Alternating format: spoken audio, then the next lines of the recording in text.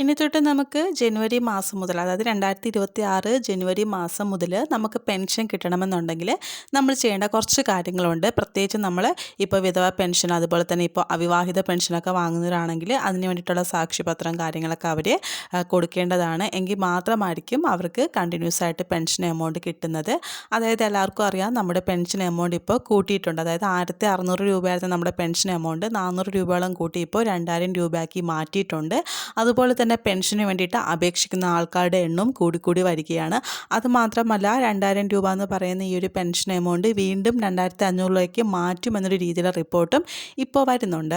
അപ്പോൾ അതുകൊണ്ട് തന്നെ ഈ ഒരുപാട് കാര്യങ്ങൾ നോക്കിയിട്ട് മാത്രമായിരിക്കും ഇനി തുടർന്നുള്ള മാസങ്ങളിൽ എല്ലാവർക്കും പെൻഷൻ എമൗണ്ട് കിട്ടുക. അതിന് വേണ്ടിയിട്ട് ആദ്യം തന്നെ നിങ്ങൾ ചെയ്യേണ്ടത് മസ്റ്ററിങ് ചെയ്യാത്തവരാണെന്നുണ്ടെങ്കിൽ മസ്റ്ററിങ് നിങ്ങൾ പൂർത്തിയാക്കിയിരിക്കണം.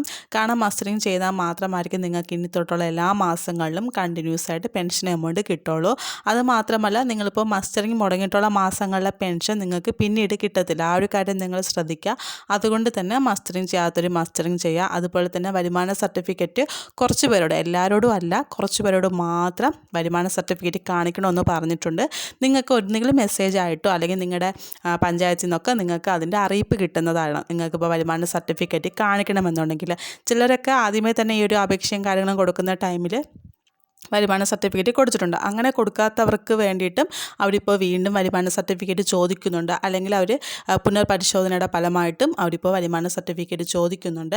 അതുകൊണ്ട് നിങ്ങൾ വരുമാന സർട്ടിഫിക്കറ്റ് വേണമെന്ന് പറയുന്നുണ്ടെങ്കിൽ മാത്രം നിങ്ങൾക്ക് വരുമാന സർട്ടിഫിക്കറ്റ് നിങ്ങൾക്ക് അക്ഷയ മുഖാന്തരം നിങ്ങൾക്ക് എടുക്കാവുന്നതാണ്. എന്നിട്ട് അക്ഷയോ നിങ്ങൾക്ക് അല്ലെങ്കിൽ കോമൺ സർവീസ് സെൻറ്റർ മുഖാന്തരമൊക്കെ നിങ്ങൾക്ക് ഈ ഒരു വരുമാന സർട്ടിഫിക്കറ്റ് എടുത്തിട്ട് നിങ്ങൾക്കത് കൊടുക്കാവുന്നതാണ്. ആ ഒരു കാര്യം നിങ്ങൾ ശ്രദ്ധിക്കുക. അതുപോലെ തന്നെ പ്രത്യേകം ശ്രദ്ധിക്കേണ്ടത് വിധവ പെൻഷനും അതുപോലെ തന്നെ അവിവാഹിത പെൻഷനൊക്കെ വാങ്ങുന്നവരാണെങ്കിൽ നിങ്ങൾ അതിന് വേണ്ടിയിട്ടുള്ള ഡോക്യുമെൻറ്റ്സ് നിങ്ങൾ ഹാജരാക്കണം. കാരണം നിങ്ങൾ ഇതുവരെയും ഇപ്പോൾ വിധവ പെൻഷനാണെങ്കിൽ നിങ്ങൾ പുനർവിവാഹം കഴിച്ചിട്ടില്ല എന്നും, അതുപോലെ തന്നെ ഇപ്പോൾ അവിവാഹിത പെൻഷൻ വാങ്ങുന്നവരാണെങ്കിലും നിങ്ങൾ ഇതുവരെയും വിവാഹം ചെയ്തില്ല എന്നും തെളിയിക്കുന്ന രീതിയിൽ ആ ഒരു സാക്ഷ്യപത്രം നിങ്ങൾ അവിടെ സബ്മിറ്റ് ചെയ്യേണ്ടതാണ്. എങ്കിൽ മാത്രമായിരിക്കും നിങ്ങൾക്ക് കണ്ടിന്യൂസ് ആയിട്ട് പെൻഷൻ കിട്ടുള്ളൂ.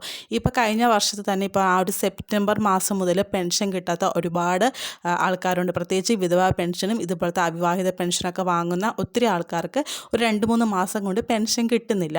അവർ പക്ഷേ ഈ ഒരു മസ്റ്ററിങ്ങും അതുപോലെ തന്നെ ചിലരോടൊക്കെ വരുമാന സർട്ടിഫിക്കറ്റൊക്കെ ചോദിച്ച് അതൊക്കെ സബ്മിറ്റ് ചെയ്തവരാണ്. പക്ഷേ അവർക്ക് ഇപ്പോഴും പെൻഷൻ കിട്ടാത്തതിൻ്റെ റീസൺ നിങ്ങൾ ഈ ഒരു സാക്ഷ്യപത്രം നിങ്ങൾ സബ്മിറ്റ് ചെയ്യേണ്ടതാണ്. ഈ ഒരു ഡോക്യുമെൻറ്റ്സ് നിങ്ങൾക്ക് എടുക്കാൻ പറ്റും. എടുത്തിട്ട് നിങ്ങൾ ഇതുവരെയും വിവാഹം കഴിച്ചിട്ടില്ല എന്ന രീതിയിൽ ആ ഒരു ഇത് നിങ്ങൾ സബ്മിറ്റ് ചെയ്താൽ മാത്രമായിരിക്കും നിങ്ങൾക്ക് തുടർന്നുള്ള മാസങ്ങളും കിട്ടുക. ഇപ്പം നിങ്ങൾക്ക് ഇത് 2026 ജനുവരി 31 നിങ്ങൾക്കിത് സബ്മിറ്റ് ചെയ്യേണ്ടതാണ്.